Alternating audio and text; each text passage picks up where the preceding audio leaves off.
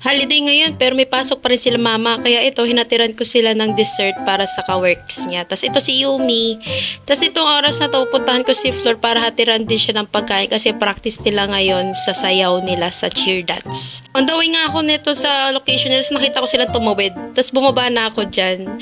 Kaya bumili pala siya ng pagkain kasi nagugutom na siya. So ako rin gutom kaya kumain ako ng chocolate. Napo-practice na nga sila dito ng steps nila. Tapos nung nag-break, nagchismisan muna kami ni Graciel tsaka ni Vincent. Bumili kami ng ice candies, nilibre ko siya. Mahal na pala ngayon ng ice candy, 15 pesos.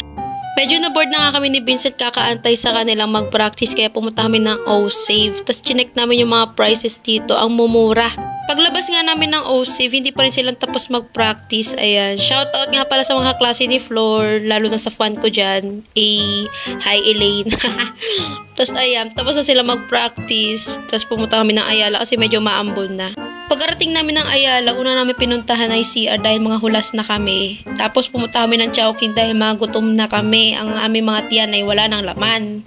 Kaya ito, inatay namin yung order. Tapos dumating na yung order nila Graciel. Pero yung sa amin wala pa. After ng ilang minuto ay dumating na rin yung order namin. Nilibre ko dyan si Flor. Tapos pumunta kami ng time zone para kumanta dahil bored na kami. Tapos tumambay na lang kami sa color game. Tapos may nakita kami magjowa, naglalandian. Diyos ko, dahil naman oh.